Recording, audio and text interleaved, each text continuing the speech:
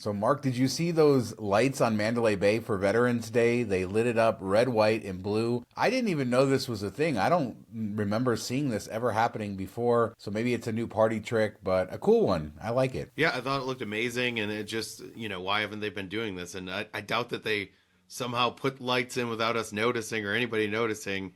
So it seems kind of crazy they never did it, but good for them, and it looked amazing. And thank you for all the veterans out there. I know we're a little bit late on that, but appreciate everything you've done for the country and the sacrifices you made and your family made. So yeah, hopefully they use it more often. Yeah, 4th of July. I could think of a lot of things, but I'm glad it took the veterans to finally get it to come out. I don't have anything to say Come after on. that. You got nothing.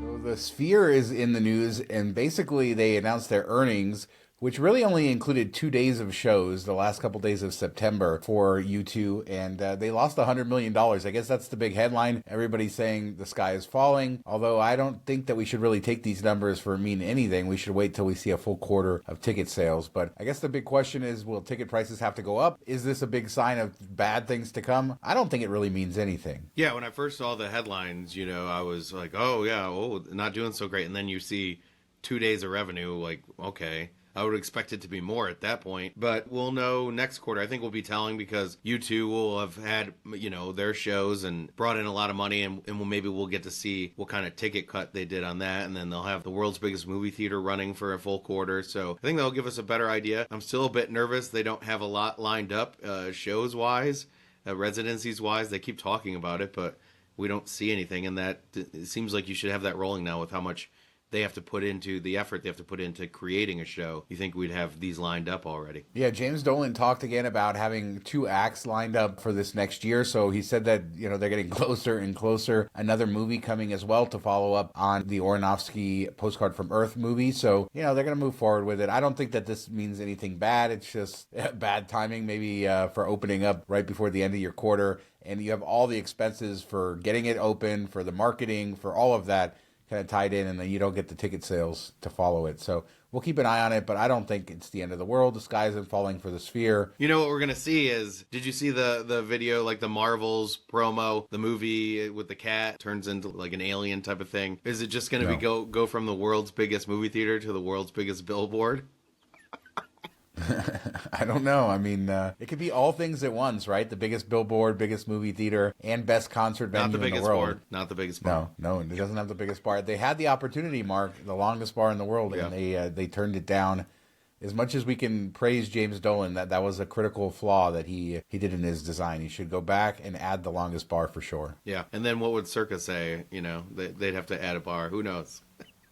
The great bar wars of 2023. So Resorts World's back with their great marketing. So we're going to cover this. They have their New Year's Eve, all their, DJs coming in. They're really leaning into this again. And $129.99 to $439.99. And they just added John Summit. The only reason I know John Summit is for some reason from a show he did in Vegas. I follow him on Twitter, but he's like one of the biggest names in the DJ space. So this is a big event. DJs, not for us, but I'm sure there's somebody out there watching who wants to do it. Yeah, it seems like they're really leaning into the dance EDM type of thing. We've seen them do a lot of those type of events, and a lot of them coming up. I wonder if they found their little niche there that people are staying and coming for these type of events. So it's good to see them continue to lean into something that they found that works well for them and be a big party a couple days.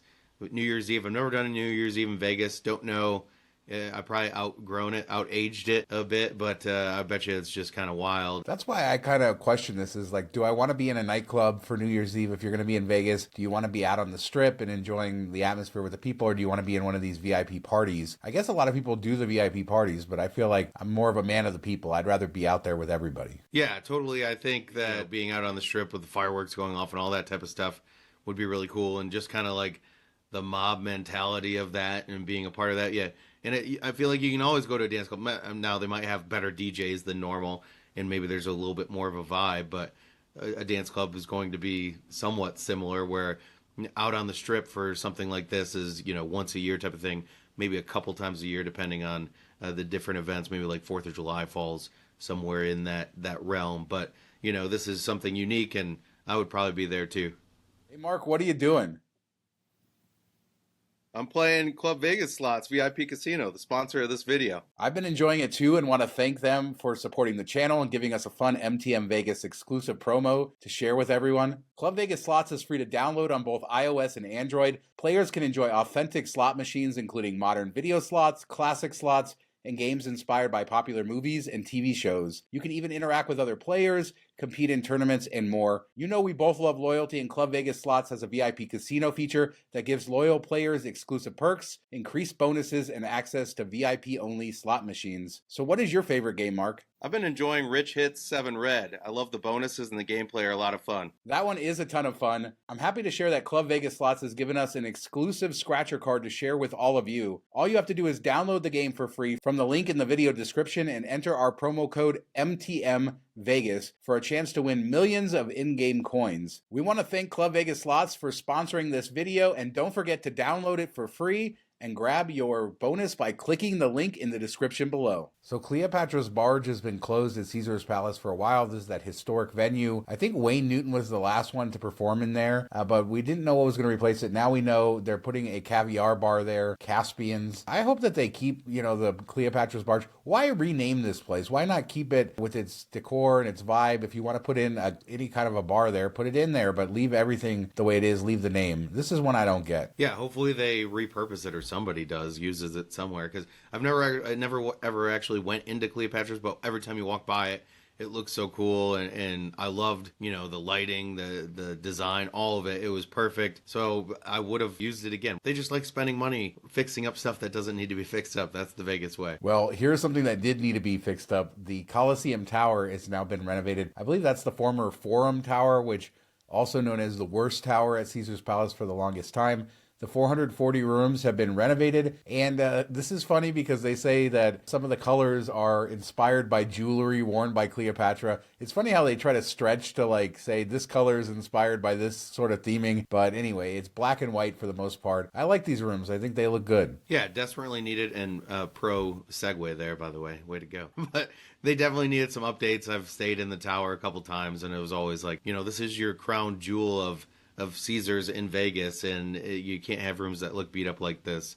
So good to see them bring them back to life a bit, and a new design and refresh it. Definitely was sorely needed. Yeah, and it looks a little different than some of their renovations at other Caesars properties, because these aren't going to be the highest end rooms at Caesars Palace. That's always been the problem. Caesars Palace is anywhere from a 2.5 star to a 5-star hotel, depending on which room you stay in. You have everything from Dana White saying it's the best casino in the world to people literally having cockroaches and staying in terrible rooms over the years. So for the most part, they're all renovated now. This looks great. And it, like I said, it looks a little different than their other rooms. And I like this black and white decor. I think it works pretty well.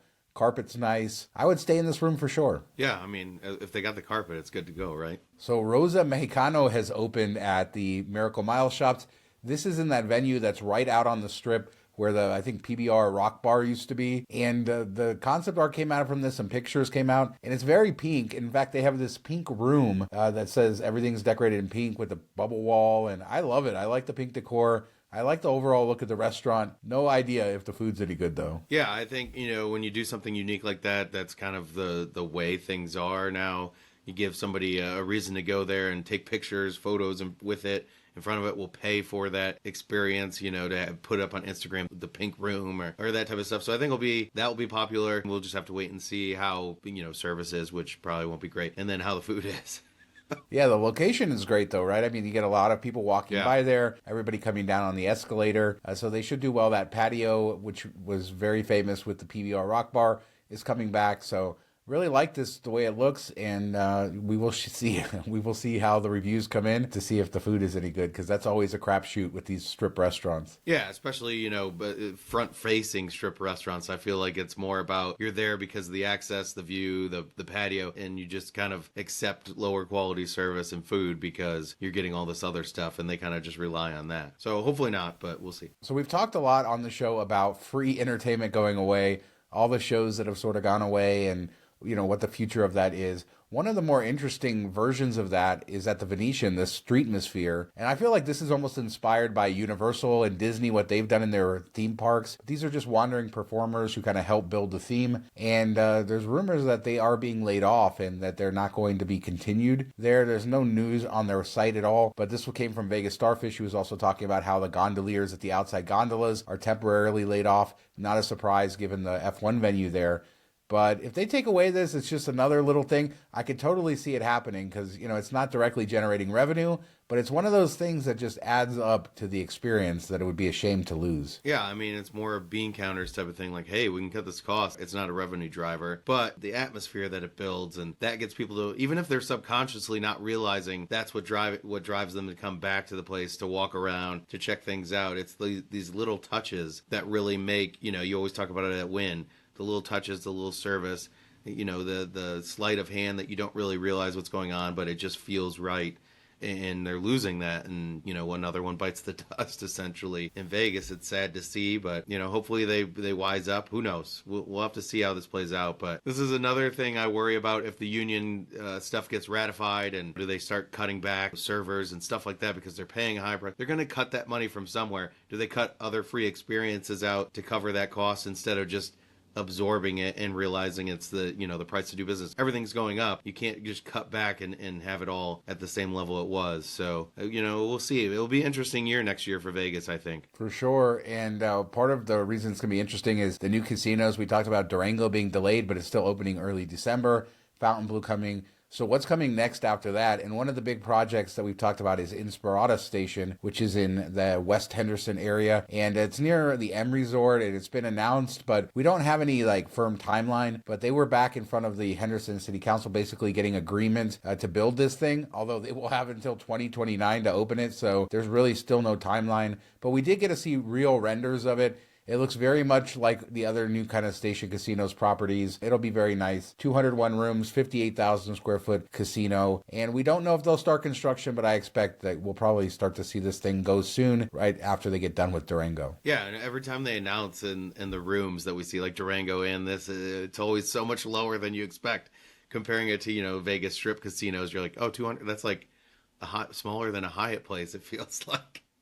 What's weird about this is the article says there's going to be a 12-lane bowling alley, which just seems small. A lot of the bowling alleys 50, 60 lanes usually. And it's going to have a movie theater, which is something different from Durango. A lot of their other properties do have movie theaters. Some of them do have bowling alleys like Red Rock. But Durango, they're opting to open it smaller, and then they said they might add that in an expansion. Whereas here, it may actually open up with these things. So another neighborhood casino, but it'll be another high-end sort of resort feel, what you see with Durango. This is all the future for Station Casinos. No more of those low-rent properties. Yeah, I kind of miss low-rent properties, too. That does have a place, and we're kind of phasing those out of Vegas. But it's cool for the locals and anybody that wants to just get off the Strip and still have a high-end experience, still have good gambling, nice restaurants, and all that stuff. You have these new options that weren't there before. So it is race week in Las Vegas. We're not going to talk too much about it today, but I'll be on the Strip this week. So on their next show, I'll kind of cover more about what it's like down there.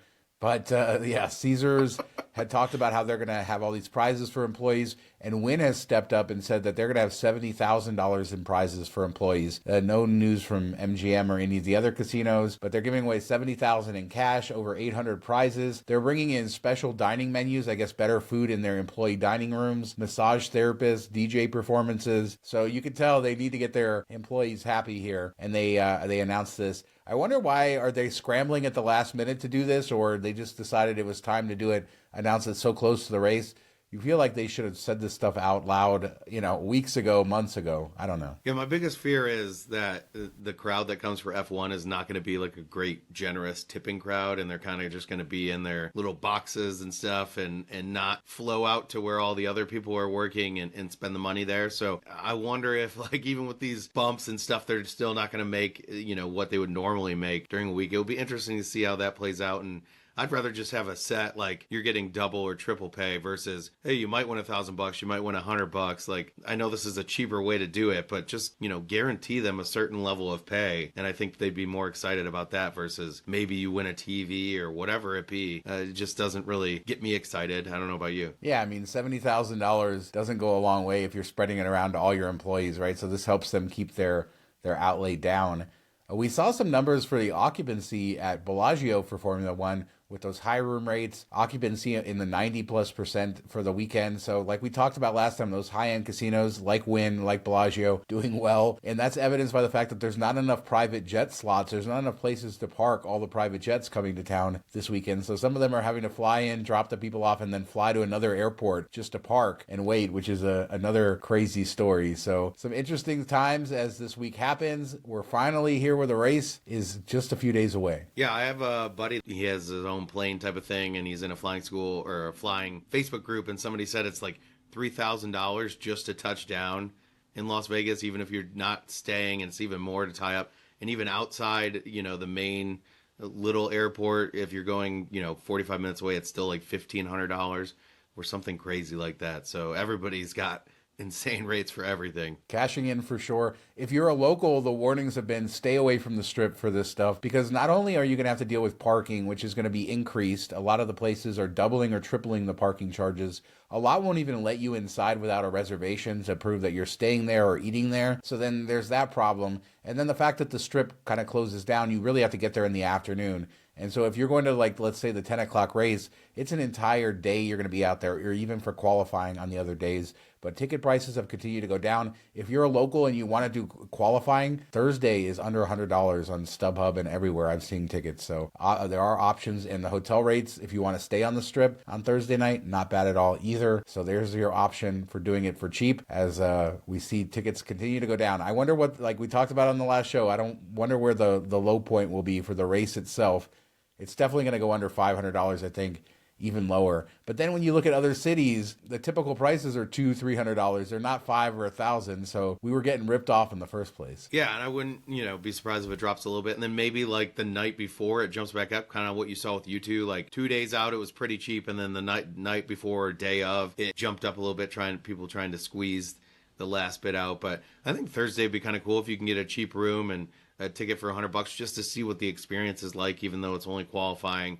I think, you could leave after a little bit. You didn't spend a lot of money, so maybe you watch, an hour or so, and then you're like, all right, I'm out of here, however it be, and, just see cars zoom by and get a little taste of it without being crazy. I'm guessing it wouldn't be as busy either, so that'd be kind of nice. So let's end with this, a rumor from Vital Vegas. So we don't know if this is true or not, although this sort of feels like it could be true to me. He says that NoMad will be shown the door at Park MGM. As people out there might not know, but NoMad is a New York City hotel brand, so it's a partnership between MGM and NoMad Hotels. They don't fully own it or operate it.